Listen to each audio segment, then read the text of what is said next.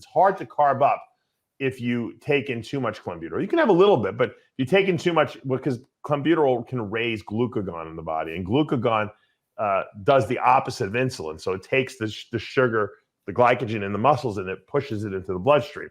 We don't want that. We want to go in the other direction, right?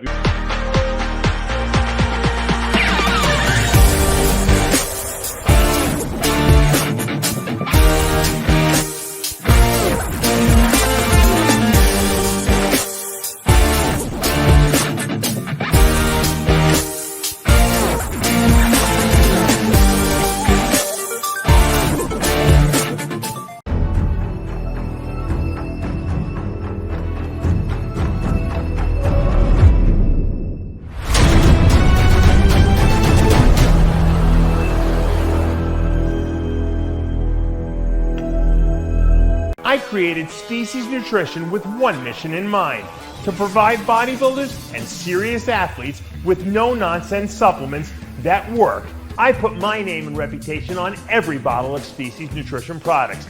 If you want to be your absolute best, join the evolution.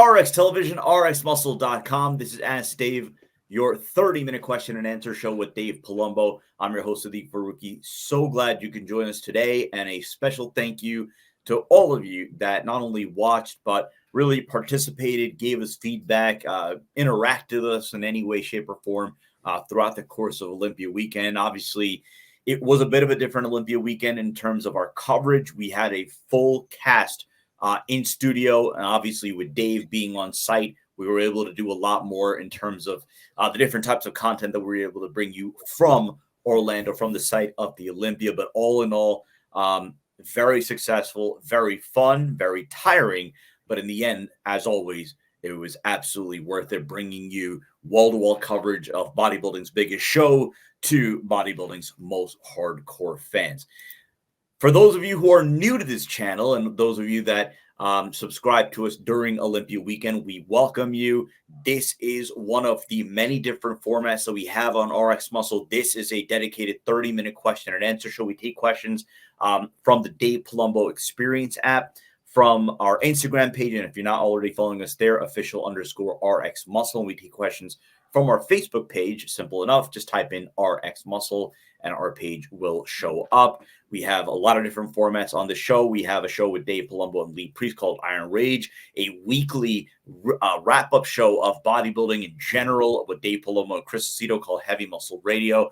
We have kind of our off-the-wall show Tuesday live called After Hours with the quote-unquote whack pack of Dave Palumbo, John Romano, Greg Valentino, Jimmy the Bull, and her whole, cast of characters that we have in the show, and a lot more on this channel. So again, if you just join us, we thank you. For those of you who haven't already subscribed, subscribe below, hit the notification bell. You're not going to miss anything that we have coming up throughout the course of the week in terms of our original content. And of course, any news, any breaking news, contest related, bodybuilding, non-bodybuilding related, of course, we have you covered. If you like what you're watching, hit the like button, comment below. And as always, we appreciate all of your support. Let's go right into the questions. The first two questions on this show, of course, from the Dave Palumbo Experience app. I have a client with severe SIBO, that's small intestinal bacterial overgrowth. Would you suggest a more extreme approach in diet, such as a, quote, carnivore style diet for a period of time to kill off the bacterial overgrowth? Any other suggestions? Well, good question. But before we get to that, I wanted to just mention about the weekend. Usually we don't do contest photos anymore because, I used to cover every show, and we'd have contest photos for every show. Ever since kind of NPC launched their website, and we stopped going to every show like we used to. We don't do, but we always do usually for the Arnold and the Olympia. And I got to just take my hat off to him. Ralph Noble, who's our photographer at these shows, took some incredible Olympia pictures. If you want to see some of the best pictures online from the show, go to our gallery.rxmuscle.com contest gallery, or you can get it. You can just click the link contest photos off the front page of rxmuscle.com. And I'm telling you, you're going to see some fantastic pictures. If you're competitors yourself and maybe you want to get some of the best pictures of yourself, go on there. And I'm telling you, when you see these pictures, you're going to be it's going to knock your socks off. He's probably one of the best photographers out there. And I know Sid and I are pretty proud to have him working with us. So Sid's got the thing pulled up there. So, I mean, they're just really clear, perfect coloring, lighting is perfect. Ralph is a real technician, and, he takes very, very good pride in his work. And I want to just give him the pat on the back he deserved. He did a great job the whole weekend. So check those pictures out. Now, getting back to the question about SIBO, some people get SIBO, which is kind of like an overgrowth of bacterial but not the good bacteria in your small intestine. So in other words, it's like the good bacteria in your colon and in your small intestine are supposed to eat up the bad bacteria, the stuff that causes disease in our body. So we want the good stuff there because that kind of keeps us healthy, but we don't want the bad stuff. If there's too much bad stuff, it means there's too little good stuff. So once again, taking a good probiotic supplement, taking Fiberlize, which is a prebiotic. When the term prebiotic, a lot of people don't know the difference between probiotic and prebiotic. Probiotic is the actual good bacteria. Prebiotics is what the bacteria actually eat. They ferment. So, and what is that? It's basically fiber. There's different sources. There's like inulin, fiber. There's fructooligosaccharides, which a lot of people fortify products, which you'll see that in our upcoming Protolize when we relaunch that. It's going to be relaunched with probiotics and prebiotics, and it's going to make it probably one of the top protein supplements on the market because of that. And Fiberlize itself, psyllium, which is a soluble fiber, is a really great prebiotic. So not only does it have all the good benefits of healthy colon, lowering LDL cholesterol, but it actually feeds the good probiotic bacteria. And when you feed those good bacteria, and when you repopulate those good bacteria, you get rid of the bad bacteria. And that to me is the best way to do it. So take a high potency fiber supplement like Fiberlize, push all that junk out of there, and then repopulate that colon and that small intestine with good, probiotic bacteria, and make sure you continue to feed them. If you're taking Fiberlize on a regular basis, that's going to do it for you. And those bacteria will ferment. That's how they eat, essentially. They ferment the fiber. They produce short-chain fatty acids that then enter the bloodstream. They go back to the liver, and they tell the liver, hey, liver, stop releasing so much glucose. Because remember, the liver stores glycogen, but the liver also likes to just release this glucose, sometimes haphazardly into the bloodstream. And if it releases too much, you start running higher blood sugar. So taking a good fiber supplement like Fiberlize, which is going to feed those gut bacteria and produce those short-chain fatty acids, is actually going to keep your blood sugars better as well. So as you can see, everything in the body is connected. And now they're finding that the appetite centers in the brain are actually stimulated or suppressed by these gut bacteria and some of the byproducts that they produce. So if you have a healthy, colon and small intestine probiotic bacteria in there, your brain is going to be better. You're not going to want to overeat. You're going to be less depressed. You're going to be in a good mood. And once again, total body health really is what leads to good mental health as well. Now, I know a lot of us as bodybuilders are worried about our physical health, right? We want to look a certain way. But when you're in a good mood and you don't have brain fog and you're always, feel like you have a lot of energy, that's going to make you want to do things, go to the gym, train harder, do your cardio, stick to your diet. So it's all interconnected. You can't just treat each part of your body as like a separate entity because it's all connected somehow. And we're finding out more and more information about exactly how it is connected hormonally via the gut bacteria. I got news for you. The microbiome is what they call the bacterial component of our body is so huge.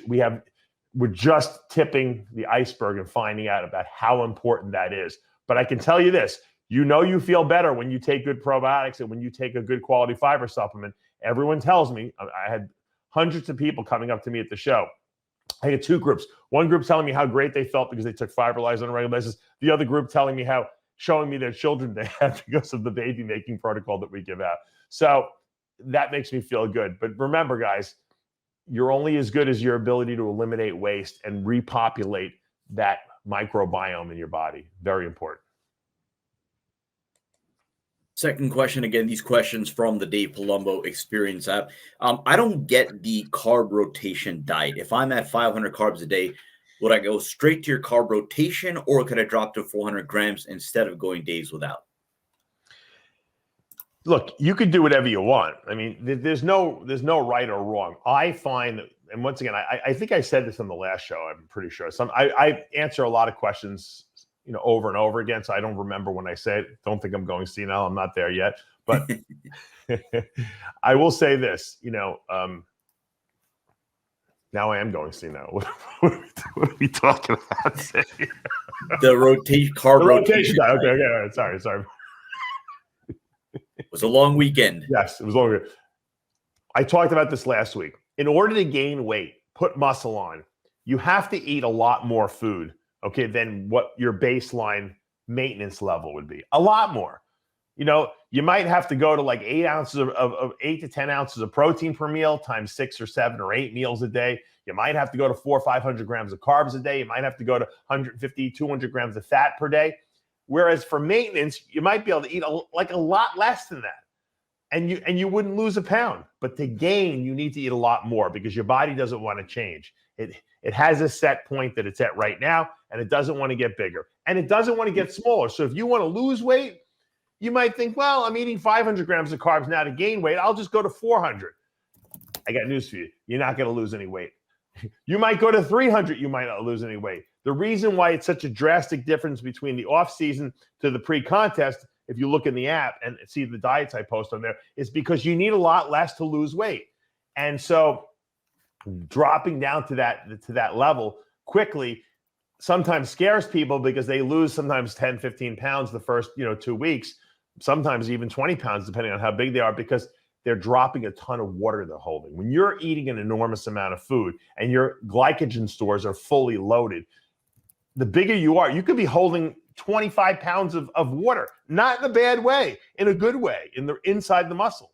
And then you deplete that glycogen down, because if you don't deplete the glycogen down, you're not going to lose stored body fat. Your body will just use that glycogen for energy. When you deplete that down, you lose a lot of water weight when you get rid of all those carbs inside the muscle and inside the liver.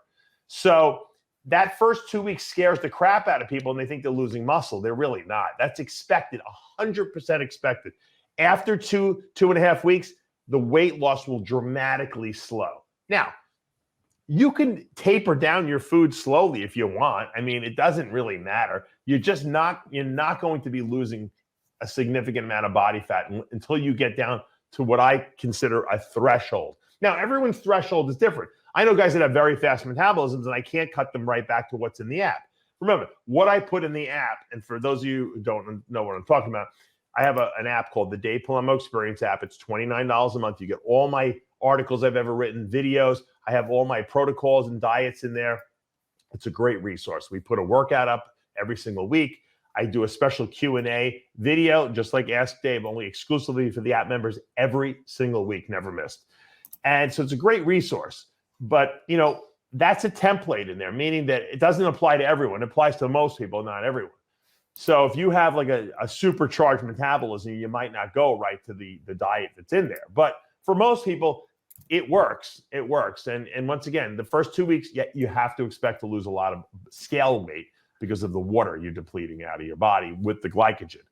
Once you get through the first 2 weeks, it slows. And so the reason why it's such a drastic difference, once again, is because it takes a lot more food to grow. It takes a lot less food to lose weight. And that's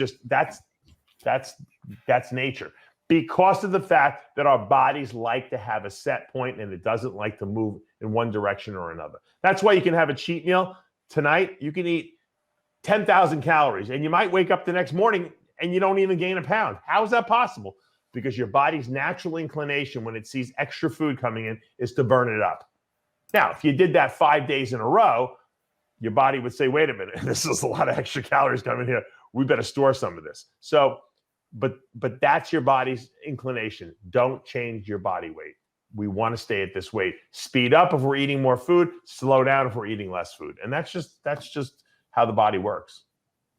So there's 2 questions from the Dave Palumbo Experience app. The next set of questions we're going to take are from our Instagram page and from our Facebook page, Instagram official_RX Muscle. Facebook, just type in RX Muscle. Guio Savaro, T3 can have any negative effect in peak week? If you've been on I wouldn't go from 25 micrograms per day, going into peak week and then up it to 75 like the last week. That would cause problems, obviously.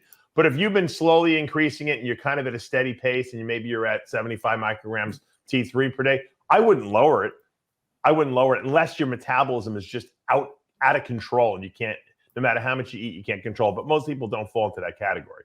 Because if you're using the dosages that I usually recommend, which would be 25 to 100 micrograms per day max, that's not that high, actually. It's not even for a lot of people, that's not even a total replacement dosage. So you're not really going too high. Remember, if your body senses it's got too much T3, okay, it's going to lower its natural T3 output. So, and 100 would never even replace probably what your body produces. I take 200 micrograms of T4 per day, which is the precursor. Then my body converts what it needs to T3. T3, like I said, unless you're taking exorbitant amounts, and some people sometimes go crazy and take too much of it, they go way over 100, which is not smart, or they think they're taking less than they really are, and the thing is double dosed or something like that. And so that, aside from those situations, I would stay on T3. Now, what I do is the last, let's say your show is on a Saturday. On Friday and Saturday, I usually lower clenbuterol to 20 micrograms twice a day, no matter how high you are. If you were at 120 micrograms a day, I bring it right down because it's hard to carb up if you take in too much clenbuterol. You can have a little bit, but if you take in too much, because clenbuterol can raise glucagon in the body, and glucagon does the opposite of insulin. So it takes the sugar, the glycogen in the muscles, and it pushes it into the bloodstream. We don't want that. We want to go in the other direction, right? We want to store the glucose as glycogen in the muscles because you're trying to carb up. So sometimes clenbuterol can undo that a little bit, which is not necessarily a bad thing for women, but for men who have trouble carbing, you want to cut back the clen. If you stop the clen, you can get a rebound. So you don't want to stop it totally. At 20 micrograms twice a day, you're not going to inhibit, carbing up. But if you were taking, like I said, 20 micrograms 6 times a day going into that, the show, that might be enough to make it hard for you to carb up. So we like to cut that back on Friday and Saturday. Aside from that, I wouldn't touch the T3. Olympia related question here. And it is a good one because, I think it's been about 3 years now where we've seen a lot of I think just about every division now, on the main stage at the night show. Well, this question is specific to Classic Physique. And this question is, given the popularity of the Classic Physique division, should prejudging still be on the Olympia Expo stage, or should the entire prejudging and finals be on the main stage? I think it was Chris who made Chris Aceto made a good point. He actually said that the lighting at the prejudging was in the Expo hall was actually better than the lighting in the actual finals hall. So in essence, the Classic guys actually looked better under the prejudging lighting in the Expo. I think the reason they do that is because it's not a disrespect thing. We want to get more people excited in the Expo hall. So, if you're walking around the Expo hall and going to the booths, even if you didn't buy a ticket, you might not be able to sit in the chairs in front of the stage at the Expo booth, but you can stand around the stage and watch for free. So I think the Classic kind of gets people all excited and they watch it and it gets them revved up. So, not everyone has, a couple $100 to spend for tickets. So if they buy a ticket for the Expo, they get to watch, the Classic Physique, they get to watch Men's Physique and, whatever. I think it was 212 there too, right? Yeah, 212 yeah. During prejudging. Yeah. They get, they don't get to see the big boys in the Expo hall, but they get to see pretty much everything else, which is kind of cool. Miss Olympia as well, the women bodybuilders. So I like that. I do like it. And they had a really nice setup this year in the Expo hall. I thought it was comfortable. I thought it was spacious. The Expo hall was really big, so there was a lot of people can stand around the outside and watch it. And I don't think it's disrespectful at all, because I think they get to do the finals where they do the routine up on the main stage at Friday night. So that, worked out really well. And it sometimes when you do your prejudging in the expo, you actually make more fans because more people get to see you. So I'm totally in favor. The problem in years past was when they would do the live stream, they wouldn't have the footage from the expo. Now they do that. So if you're at home, you can watch everything. It doesn't change, where they're holding anything. So I like it. I actually like the fact. I think it's cool to have just the men's Mr. Olympia on the main stage for both prejudging and finals. But I'm all for the Classic and the Expo Hall. I thought it was great. Let's go to Mike Luigi's. I've been using 2IU generic HGH for a while, and I always injected sub-Q in the left side of my belly. After cutting down, I noticed a lot of local fat loss in the injection area compared to the right side of my belly. Does GH burn fat locally that much? There is a localized effect a little bit. It's not really like significant. Like if you inject insulin, you'll find that where you put the insulin, sometimes you have little pockets of like you can get like some fatty deposition there. Lipoma. Sometimes people even get little lipomas there because you're putting it in a concentrated area, and insulin's job is store fat. So you can get that, and you can get the opposite of that when you're injecting the growth hormone in an area. The problem is that you can't control where it's going to burn fat, so it can leave pockets. And I think that doesn't look good. So I always recommend that people not inject GH or insulin, for that matter, into your belly.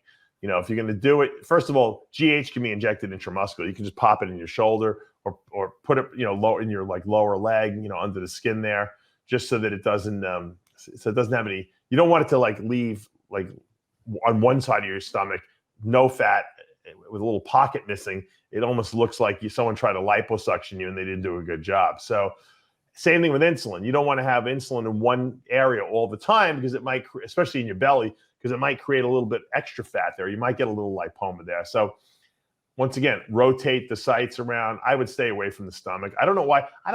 See, I think they tell people for the stomach because it's easier for just regular people who are just fat and out of shape to just do it into the belly fat. But for a bodybuilder or someone who's really,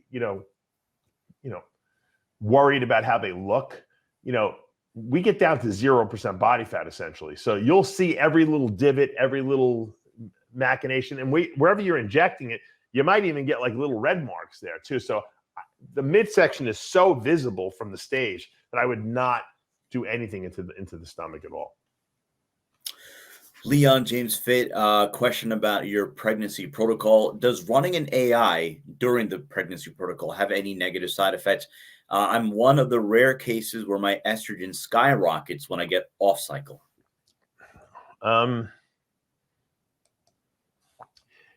There's two ways to answer this. First of all, I do want to say there had to be at least 10 or 15 people who came up to me at the expo telling me that the pregnancy protocol worked for them. And I get emails on a daily basis from people saying, thank you. It worked. I got kids.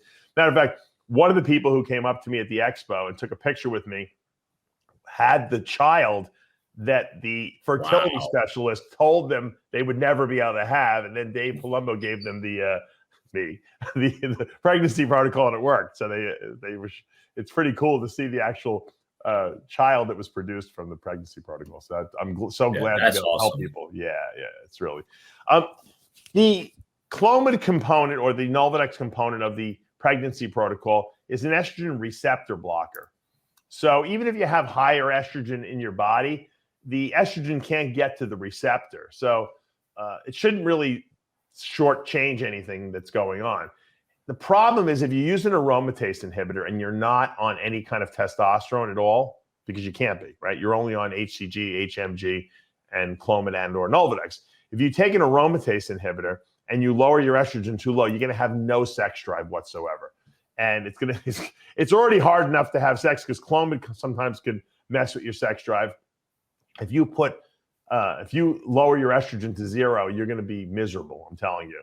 There really should be no reason why your estrogen is that high on nothing, But if you do happen to be a high estrogen converter, I mean, I guess you can play around with maybe a 0.5 milligram, every third day or so. I just don't see the need for it. I mean, it can't hurt. And if it's not hurting your sex drive, you can do it. It's not going to mess up the protocol. It's just for most people, it will probably kill their sex drive. Let's go to, we already took a question on keto diet, carbs. All right, Humulin-R. Did you use, I mean, the question is about you specifically, but I'll expand it to era versus era. Humulin-R, did you use it during your career? Did others, I guess, in comparison to now, Humulin-R in bodybuilding? Yeah, now, I mean, Humulin-R and Novolin-R are the same thing. It's a regular insulin. It's a 2-peak fast-acting insulin. What that means is you take a shot, and whatever you take, let's say you take 10 units of or 10 IUs of the Novolin-R, which is available, by the way, at Walmart without a prescription for $25 a bottle. So that's what most people are using if they're looking for a fast-acting. I'm talking about slow-acting is the Novolin-N, normal insulin, and that's what I have a lot of people using. But if you wanted a faster acting, you use the R, which is the regular insulin. It has 2 peaks. You take 10 units, 5 units are released immediately, within 10 minutes. And then the other 5 units get released 2 hours later, which is good for bodybuilders. And I'll tell you why, because we eat every 2 hours, right? So if you're in off season and you want to maybe get a little extra insulin boost into your, regimen, maybe you don't feel like you're absorbing your food as well, you can take, a shot every other meal. So if you took a shot with meal 1, that would cover meal 1 and meal 2, which is 2 hours later. And then if you took a shot with meal 3, it would cover meal 3 and meal 4, and theoretically you can do it at meal 5, and that would cover meal 5 and 6 if you wanted to. Most people don't need it, but because most people are not taking that many grams of carbs into their regimen. And you can tell if you need it or not by just taking your blood sugar. So if you take your blood sugar 2 hours after a meal, that's called your postprandial blood sugar. If that's under 130, it means that your body is producing enough insulin for you to absorb the food you're eating. If you're over 130 and you're running, 150, 160, then you probably need something like Humulin or Novolin-R. Now, a lot of people get caught up in the Humalog or Novolog, which is a very fast-acting insulin. What it does is it releases everything initially with the meal. So if you take 10 units, that'll cover 100 grams of carbs for one meal, just that meal.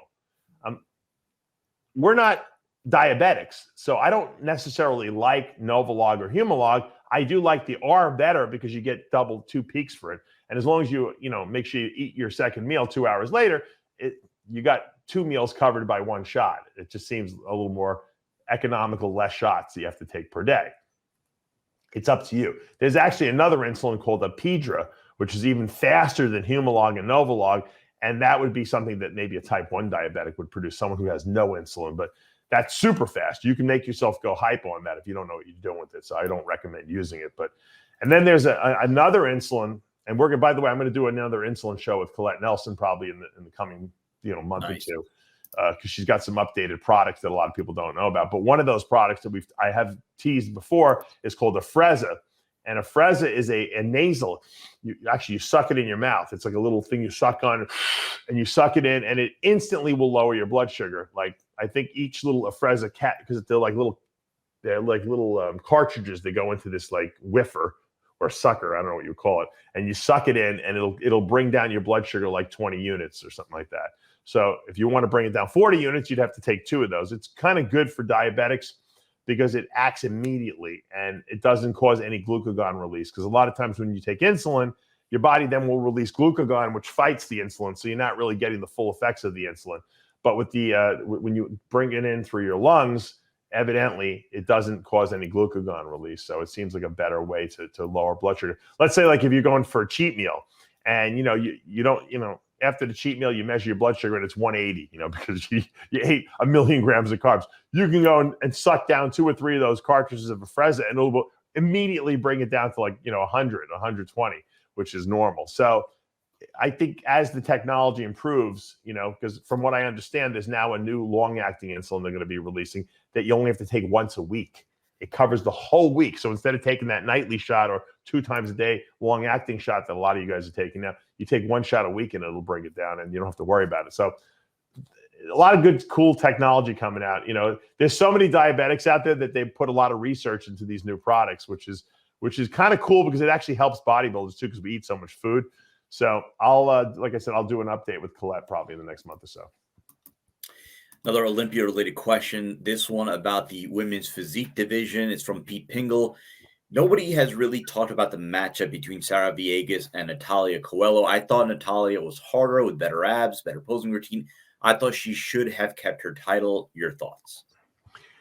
You know, it's interesting because the battle between Natalia and Sarah was very similar to the battle between Bumstead and Ramon Dino, except it was flip-flop because Dino wasn't Mr. Olympia. Dino is kind of like Sarah, is kind of like Natalia. Natalia is a little more narrow. She's a little denser. She's definitely probably got the best conditioning in the whole class. She's always like nails up on that stage. I mean, there's nothing I could ever critique about her that she's off on. She's never off. She's always in the best shape. And that's something that she should be proud of. She's got great consistency. I could tell she works really hard. She loves the sport. And last year, Sarah, who was the reigning champ, was a little off. She was not quite as dry and hard as she usually is, and she lost the title because of that. But structurally, she's a lot better than Natalia. What does that mean? That means she's got broader shoulders, a bigger bone structure. Her taper, her silhouette is better. She's got nice long legs, and she's got just a better structure. Kind of like what Bumstead beats Dino, not because he's harder, not because he's got more muscle necessarily. It's just he's got a better layout. His body is just, he's structurally superior to everyone, and that's why he's won so many years in a row. The guy is just a genetic freak, and Sarah's a genetic freak in that same light. Doesn't mean that they're going to win if they don't come in shape. But Sarah brought the conditioning this year that she needed to get, even though I think she can still be a little darker on stage, her tan. And because of that, she won. And I thought that it was a very good decision on the judges' part. And I know it was a hard decision because when you see a reigning Miss Olympia who's in the best shape of her life, how do you take it away from her? Well, another, former Miss Olympia who has better shape, and that's just the way it goes. And, I think it was once again, a very good decision, but the way you explain it, it's not like the men's open. It's structure really does matter a lot in women's physique, and that's exactly why Sarah won. Let's go to what's his name? Danny Guemos. Alpha lipoic acid, is it beneficial, and if so, at what dose? For what? He's not even saying for what. Yeah, he just says, do you think supplementing with alpha? Yeah, so he's not really giving us. When I hear that and they don't give me a reason why they want to take it, I say, no, it's not worth it. No. You know what? There's so many supplements that you should be taking on a regular basis. People will be like, I'm taking, I'll ask people, what are your supplements you take? I'm taking alpha lipoic acid, but they're not taking an essential fatty acid supplement. It's like, it behooves me that how people decide what supplements are important for them to take and what not. They don't take a multivitamin, multimineral, antioxidant formula, but they're taking a pre-workout. And they say, is this good? Do you think this is a good supplement stack? I'm like, no, it sucks. Until you should be taking your vitamins, minerals, your essential fats, your extra vitamin D3, your fiber, and then if you have extra money and you want to play around with these other things, go for it. But I can guarantee you that most people are not taking what they should be taking before they're starting to think about these other weird esoteric supplements. And they don't even know why they're taking it. Well, someone told me it's good for you. Or someone told me I'll absorb my carbs better.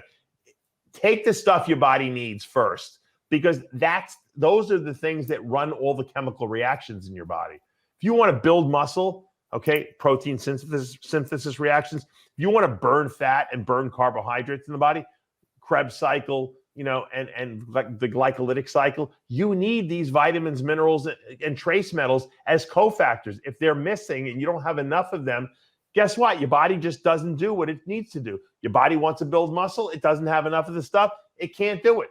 So give your body what it needs first, and then start looking at these other supplements on the market that you might want to add in and say, you know what? I have this problem. What do you think about adding this in, or adding that in, or CoQ10? That's great. Make sure you're doing the stuff that you absolutely need first. And I got news for you. Most of you are not doing that. And that's sad. I can't tell you how many people say to me, And when I do contest prep with people, I give people lists of what I want them to take. And I don't give huge lists, but the list I give is stuff that they really should be taking. And then they say to me, I haven't been able to go to the bathroom in 5 days. I'm like, now I'm assuming they're using the Fiberlize or some sort of fiber supplement. If they're in another country, maybe they can't access my stuff. And I'm like, are you taking fiber twice a day? No, I haven't really used it. Well, guess what? That's why you can't go to the bathroom. Oh, and then they'll buy a tub of Fiberlize or whatever they get, psyllium, or if they're in another country, and all of a sudden it solves the problem. So it's amazing how people, even the people that I'm working with sometimes don't listen, and then they wonder why they can't do something or something's not working properly in their body. So, guys, essential fatty acids, like if you use my Omega Lyze, great. If not, fine. Fish oil, evening primrose oil, vitamins, minerals. Chelated minerals, specifically trace metals, antioxidants. Got to take those. You got to take at least 7,000 IUs of vitamin D per day, D3 that is, because everyone's deficient in it. And we know that it helps the immune system. We know it helps with muscle repair, with fat. It helps with everything, okay? So are you doing that? Are you taking a fiber supplement twice a day? Because you're eating 6 times a day. Once you can say yes to all those questions, then we'll talk about these other supplements that you want to know about. Let's go to Charles Newsom. I know you had heart surgery, so I wanted to ask. He's 53, been training and cycling gear for years, been diagnosed with aortic stenosis and had to have a mechanical valve replacement surgery. Currently running TRT dose 200 mg a week for my doctor, but also added 150 mg a week of deca. Should I stop the deca, just do TRT from now on? I currently weigh 295. Body fat lingers between 15 to 18%. Yes, I do blood work regularly. Would like your input. Did he say 295? 295, yeah.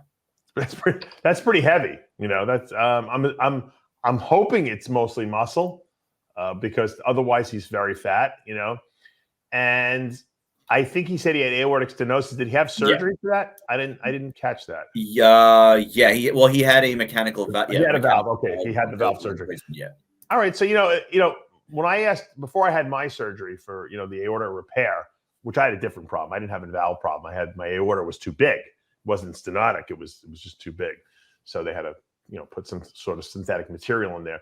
I asked my doctor about HRT because I had been taking it because of my ankle fusion I had a couple months earlier, or 6 months earlier. And he said, no, he goes, I don't want you to stop it. I want you to stay on it. It's going to help you, recover better. So if you're doing HRT, it's fine. I know you want to add some deca in. Probably if your dosages are, low enough, 100, you said 150 milligrams, I don't think you have a problem. Now, that doesn't mean that you should be, blasting yourself with full-blown cycles with a mechanical valve. I mean, theoretically, you can raise your blood pressure. It could, theoretically, the valve is supposed to last forever, those mechanical valves. But who knows? At this point, I mean, I have to believe he's a bodybuilder. I mean, 295 pounds is a lot of weight. I would actually like to see you drop some weight rather than, deal with cycles. I mean, I think that I just don't get the impression this person is packing a ridiculous amount of muscle. I think they're probably carrying too much body fat. And that's probably the most strain you can put on your heart is being overweight. So I'd like to see you drop some weight. I don't think the 150 milligrams of deca and testosterone you're on are going to do anything negative to your heart. I think it's a reasonable dose. I don't know if I would stay on it all the time, but if you want to do a little bit to help with healing or whatever, some inflammation, that's fine. But I would drop my body weight if I were you. Definitely. I don't think it's necessary to be that heavy. Adam Bishop wants to know, because, it's funny. I saw a few different machines at the gym for direct neck training. Is that something you've ever done? Is that something you recommend for bodybuilders? Your thoughts on direct neck training? Yeah, I always did it. I'll tell you why, because, and thank God Steve Weinberger has a great old Nautilus. I think it's called the 8-way neck machine or something like that.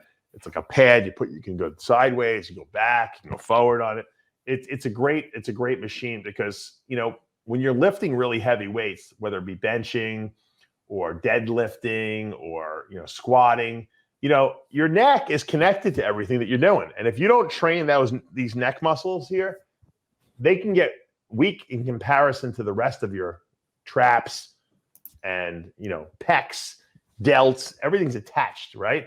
So what happens is you start getting neck strains, okay? And it was happening to me. And I said, because what would happen is I'd get lazy, I wouldn't train my neck. And every time I stopped, I would invariably pull my neck and I wake up with a stiff neck. I couldn't turn my neck to the side.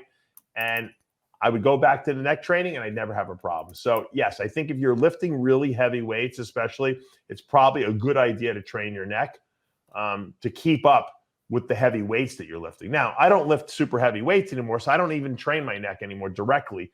I do still indirectly train it when I'm doing shrugs and stuff like that. But I'm not, trying to hoist enormous loads of weight on a bench press or a shoulder press or anything like that. If I was, I probably would strain my neck. So I think if you are lifting hardcore and you have a lot of mass on your body where you're going to it's going to be pulling on your neck, you should train your neck. Last question from a really good fan of this show, of the channel. He watches seemingly the entire slate of our programming, usually comments. So we're very appreciative of his input. It's Door Effect Aditya, and he wants to know, and we can get the hype train started on this right away. 2024 Mr. Olympia in Las Vegas. Will Dave Palumbo be going back to the Olympia? Yeah. Where's that? The Olympia is going to be in Vegas. In Vegas at the Resorts World. So I think if not one of the newest hotel complex on the Strip. Wow. I mean, if you've ever seen pictures of this thing, it's like something out of a movie. I mean, we're talking like next level world class. And I'll have to look more into it, but I think there was a mention about how there's like some sort of like an underground corridor that goes from the hotel to the Las Vegas Convention Center where the expo is. So if that's the case, then we're talking about a new level of convenience. But yeah, I've heard in terms of like luxuries and amenities, this is truly like world class. Yeah, like I said, I really the reason I had stopped going to shows is there was that little bit of COVID hiccup we had there, but my kids were really young, and so they weren't all in school, so it was hard, so now with the kids in school and everything like that, and my wife can kind of handle them better. She can put them all in the car together. It's not like we have a baby, anymore. It's a lot easier. So yeah, I'll be going next year for sure. Unless, God forbid, there's something else hits, that prevents that. But I would definitely like to go back to Vegas and see the show there, especially if it's going to be in a new theater and everything like that. And, who else, if I don't go, who else is going to complain about all the things that are wrong? No, I'm just kidding. You know what? I wanted to and I'm going to do a rant on this too, but I wanted to make a statement, when we go to these shows, I try to be everyone's eyes, ears, and, and five senses, so to speak. And this was the best Olympia I've ever been to in terms of how it was set up. And I haven't been to the Olympia in a couple of years, but this is the best one I've ever been to in the history. I mean, the stage looked amazing. The setup was great. The way we were treated was right as far as press go. The athletes loved it. I felt the different venues for the Meet the Olympians, the press conference, the expo, and then the actual, show itself on the main stage was amazingly set up. It was professional. I felt like I was at the Academy Awards. So in that sense, I was really impressed with what went on. But that doesn't mean that I'm not going to point out things that can use improvement. So, you can see me as a pain in the neck, or, maybe they think it's not a negative thing. I'm the press. I'm there to critique the show. And there wasn't a lot to negatively critique. There was a couple hiccups. I think we had the one hiccup, which was the athletes went on very late on Friday night, which I think affected their conditioning. And you know what? Even though none of the athletes are really voicing it very much, they all came up to me and said they agreed with me. And I know why they're not voicing, because they don't want to start trouble and they don't want anyone to hold it against them. And that's fine. And I would never even out the names of the people who told me that. But I would say 90% of the people agree with me on that. And it's not a shot at the promoters, it's just hey, maybe we can fix this for next year type of thing. There's nothing wrong with that. I would want constructive criticism if I'm running a show. But the majority of the show was phenomenal. And I'll tell you something, the VIP gala afterwards, which I very rarely go to, I went there because I wanted to meet old friends. Was amazing. The food was delicious. The people were great. Everyone was. I mean, I was sitting at the same table as Bob Ciccarillo and eating with him, breaking bread. So how much better does it get than that? So I loved the show. It was great, but there were a couple little things that I think can be reclarified and fixed going into next year, especially because it's going to be in Vegas, which is 3 hours earlier there. I'd hate to see the fans have to watch, the night show at 3 a.m. again. So I'm sure these are little things that can be fixed. And I'll continue to voice my approval and disapproval to the chagrin of other people who maybe don't want to hear it. But I know the fans want to hear it. I know, the competitors like to hear it. And that's what I do. And that's what we do here at RX Muscle. We've always done it. I'm not going to have a gag order on me. And, in the past, I remember John Romano once said that the aisles were too narrow at the Olympia Expo, and we lost press passes and access the next year. This was before, obviously, the current, Dan and Jake were in here, but when AMI owned it and Robin Chang ran it, and people took things so personally, but you can't take it personally. I mean, that's what, that's how things get better. You critique it, and then you let these people think about it and percolate it for the next year. And hopefully next year it's going to be that much better. And that's what makes the show evolve. I mean, if people don't like the lighting, maybe the lighting was too extravagant, we tamed it back for the prejudging a little bit so that the athletes can be showcased under better lighting. This is just good constructive criticism that if I didn't point that out, or Lee Priest didn't point that out, or whoever points it out, we wouldn't be doing our job. That's our job. Our job is to say how great the show is, but it's also to say what could be fixed and made better the following year. And I think by and far, every year it's gotten better and better, especially since Jake and Dan have been running the show. It's only gotten better. And you know what? It was a truly enjoyable on my part to go to the show for the first time ever. The Arnold has always been a pleasure because they've always been really, but the Olympia has always had a history, especially when Weider owned it, when AMI owned it, of being exclusionary. In other words, it was like you almost had to feel like, like I'm bothering these people being there. Like you had to be so grateful that they even let you in the door. I mean, you shouldn't feel like that as press. I mean, I've been going to these shows for 30 years already. I mean, I should feel like, as the press, welcome. You want the press to go to the show because you want them to enjoy themselves and tell everyone how great it is.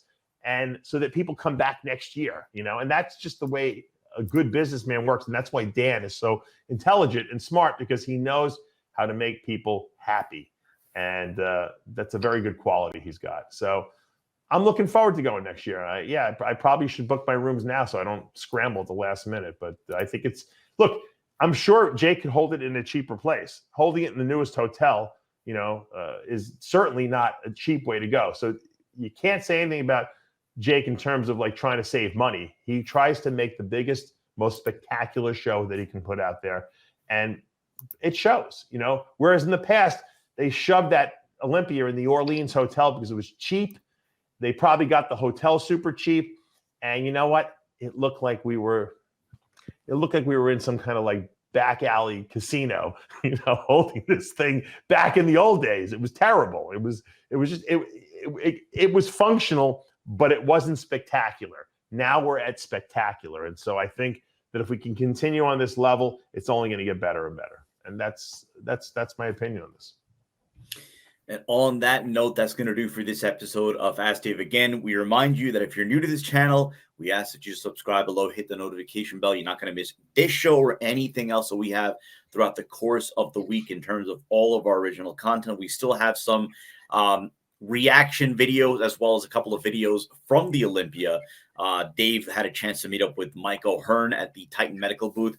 So really, really cool, funny interview there. Blessing Oladipo at the Muscle Tech booth. So that, and again, some more fallout from this past weekend's Olympia that Dave will be reacting to. We'll have a couple of more shows dedicated to what took place this past weekend at the Olympia. So again, if you like what you're watching, hit the like button, comment below.